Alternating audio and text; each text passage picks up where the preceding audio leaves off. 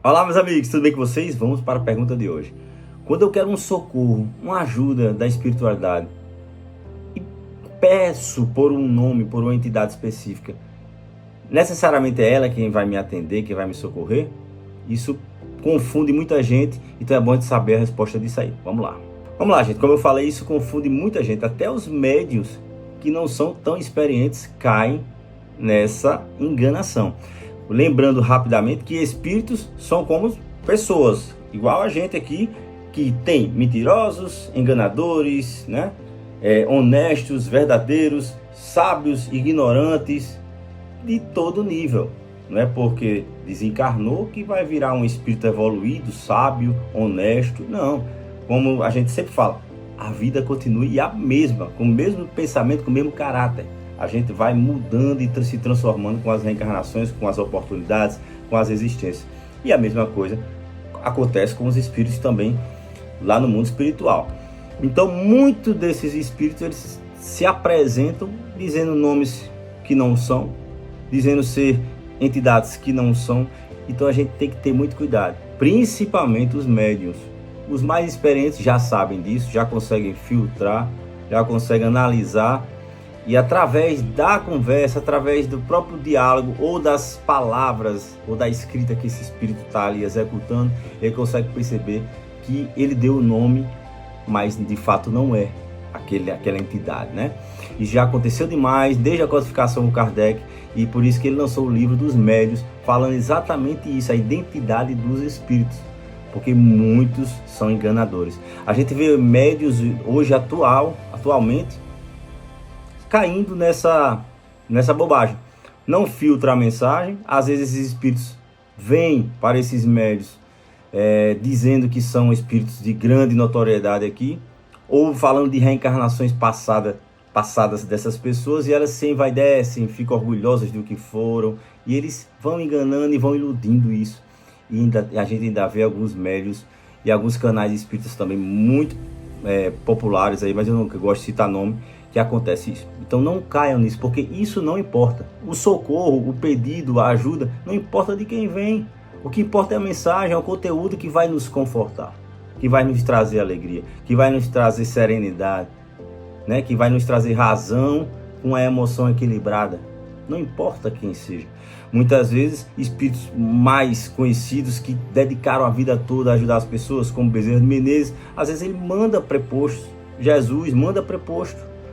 Não importa, não necessariamente tem que ser aquela entidade para causar efeito.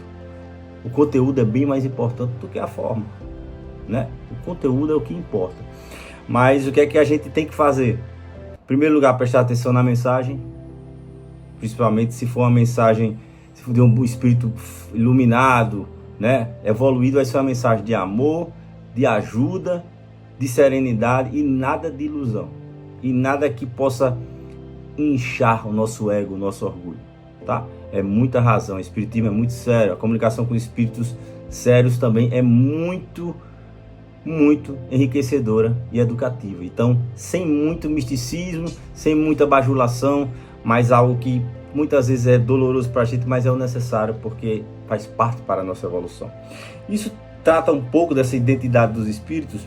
Allan Kardec trabalhou bastante isso no livro dos médiuns, para que você, eu, médium, alguém que possa estar trabalhando, escutando, conversando, dialogando com espíritos, realmente ter o cuidado para não se iludir, porque muitos espíritos gostam disso, né? São ilusionistas.